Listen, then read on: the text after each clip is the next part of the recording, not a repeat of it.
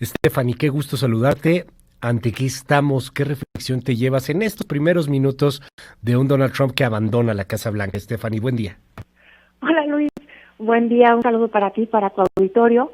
Efectivamente, estamos viendo la salida de Donald Trump de la Casa Blanca, pero no es el fin de Donald Trump, Luis, porque tenemos, como tú bien lo decías, cerca de 70 millones de estadounidenses que votaron por él, que le creen, que para ellos comienza esta especie de éxodo donde van a seguir a su líder, a la que podría ser probablemente la fundación de un nuevo partido. Se dice que podría ser el Partido Patriota. Y esto es importante porque es como la cereza del pastel de una especie de latinoamericanización de la política estadounidense. Hay un fantasma de fraude, lo vimos en los debates también, no era un intercambio de propuestas, eran ataques para ver quién era el menos peor, y eso me parece preocupante en un contexto global en donde el mundo está dejando de creer en las democracias. De acuerdo a la última encuesta del Pew Research Center, el 55% de la población mundial no cree que la democracia funcione, Luis, y esto es alarmante porque en este contexto de pandemia los países que están saliendo mejor librados no son los democráticos. Tenemos, por ejemplo, el caso de China, que cerró el 2020 creciendo un 2%, mientras que Estados Unidos cerró con una contracción del 5%. A ver, esto es muy importante porque habrá que entender por qué las sociedades están dejando de creer en las democracias.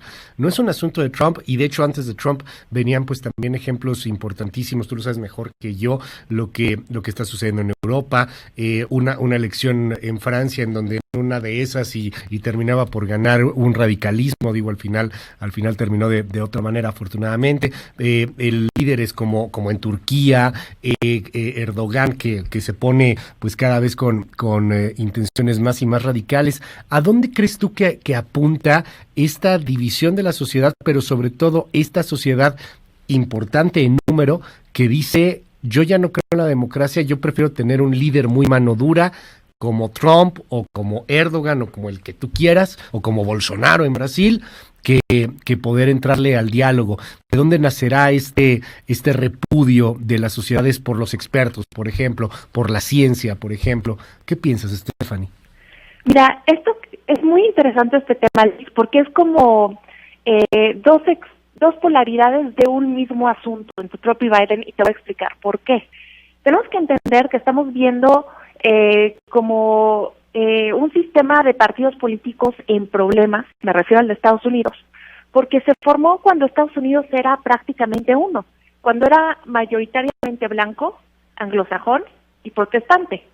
Hoy tenemos un Estados Unidos que es multirracial, multicultural, incluso ya hay expertos que empiezan a ver a Estados Unidos como una especie de Canadá con dos culturas, solamente que una no está reconocida, y con esto me refiero a la latina. Entonces hay muchas minorías que no se sienten representadas, que no sienten que tienen esta voz a través de este sistema de partidos, y hay que hablar de las desigualdades, que ese sueño americano que parece como un eslogan, no le llegó a todos.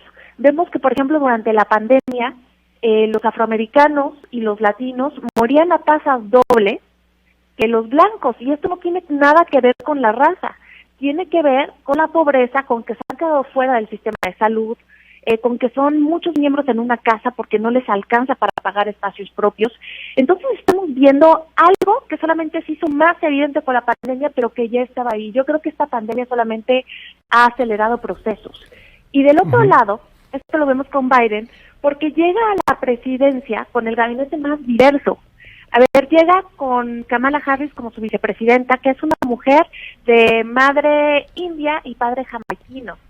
Esto es histórico. Le va a tomar protesta a Kamala Harris, esta latina de apellido Sotomayor, que es la primera latina que llega a la Suprema Corte como magistrado. Y también dentro de su gabinete, pues tenemos que, ahora sí, llega Joe Biden con todas sus mujeres, ¿no? Tiene muchas mujeres en su gabinete.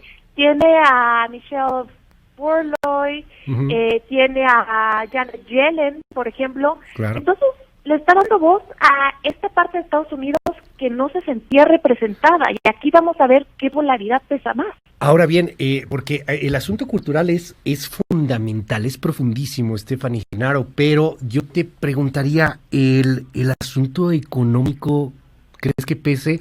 Al final quizá habrá que hacer una introspección de una época de un capitalismo que también en algún punto ha sido extremadamente salvaje, que ha tenido diferencias en los ingresos, en la distribución de la riqueza, pues francamente criminales, en donde ves a empresas que tienen profits, ganancias impresionantes, y a empleados que trabajan honestamente todo el día, pero que no les alcanza para pagar el teléfono, ¿no? O sea, a veces en México no vemos un poco eso y pensamos, es que en Estados Unidos todo va mejor. Pues claro que no, o sea, hay gente que debe hasta la camisa literalmente, y que está trabajando, y que de pronto hay un sistema que se la hace más y más y más y más complicada. Y esto creo que está sucediendo en gran parte del mundo. Ese punto económico, ¿cómo lo ves tú, Stephanie? Mira, tocaste un punto fundamental, porque hay mediciones que indican que mientras el valor de las empresas que están en el Standard & Poor's 500 ha aumentado un 15% durante los últimos 10 años, el salario mínimo ha aumentado solamente un 2% en el mismo periodo de tiempo. Entonces, creo que esa desigualdad abismal queda plasmada ahí, y por eso se empieza a hablar de Joe Biden como una especie de neo-Roosevelt, porque va a tener que hacer una especie de nuevo pacto social, y ya lo estamos viendo con las medidas que ha anunciado, ¿no? Lo que va a hacer de subir el salario mínimo, también darles permiso de trabajo a los indocumentados que se encuentran en ese país, tiene que apoyar a la población. Y mira, ya él tiene experiencia con los comienzos tal vez un poco roscosos. Recordemos que cuando él era vicepresidente con Barack Obama, estaba en uno de sus puntos más altos, la crisis financiera del 2008. Empieza en el 2008, a él le toca ya en el 2009. Y ahora lo que está pasando no tiene precedentes, pero creo que por lo menos tiene un plan, y eso ya es ventaja. Stephanie Genaro, te aprecio mucho estos minutos aquí en MBS Noticias, y el último, Apaga la Luz, donde escuchamos el podcast. Claro que sí, el podcast lo pueden encontrar en Spotify, y en Twitter me pueden encontrar como @Henaro Stephanie. Henaro es con Henaro. Muchísimas gracias, Luis. Gracias, ahí te tuitamos y te seguimos. El último en salir a apague la luz, siga usted a Stephanie Genaro.